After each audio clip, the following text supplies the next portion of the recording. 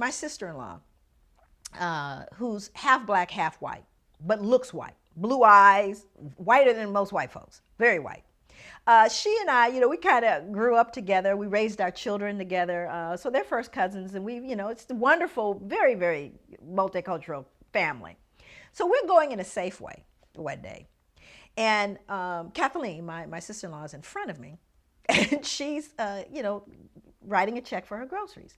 Now, my daughter, who at the time was 10 years old, was standing with me, and I was directly behind her, getting ready to get my groceries. So Kathleen comes up, and the checker, who's a strawberry blonde, freckled, very delightful, warm, the checker, this young woman, is talking to Kathleen. Hey, how you doing? Isn't it a nice day today? They're just chatting up, and says, yeah. So Kathy writes her check, and she steps off to the side with her groceries because she's waiting for me.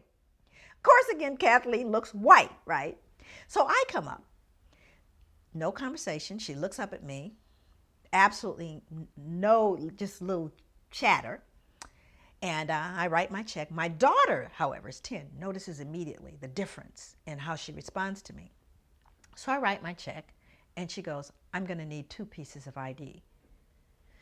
At which point, my daughter looks at me, and she gets very, very embarrassed, and tears are kind of coming up in her eye, like, Mommy, you're not gonna let her do this. Why is she doing this to us, right? So I'm trying to figure out what I should do, because behind me are 2 elderly white women, right? And I'm thinking, okay, so then I become the angry black woman, right? And they're gonna be, and I'm just trying to second guess all the drama. So then I just give her the 2 pieces of ID. I said, some things you gotta choose your battles, right? And then it gets worse. She pulls out the bad check book, right? So this is the book that shows the people who've written bad checks. So she starts searching for my license in the bad checks, at which point it's just out of control now. Just as I'm standing there trying to decide what to do, and it's really deeply humiliating. Now my daughter is in full-blown emotionally upset, who's 10. My sister-in-law walks back over.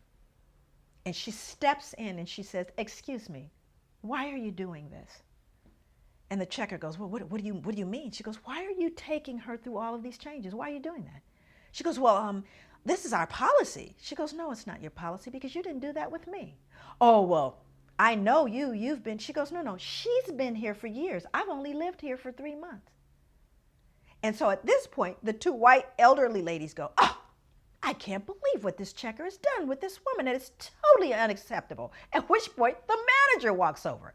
So the manager walks over and says, is there a problem here? And then my sister-in-law again responds. She goes, yes, there is a problem here. Here is what happened. So you see, she used her white privilege. And even though Kathleen is half black and half white, she recognizes what that means. And she made the statement. She pointed out the injustice. And she, as a result of that one act, influenced everyone in that space. But what would have happened? I can't know for certain had the black woman said, this is unfair. Why are you doing this to me?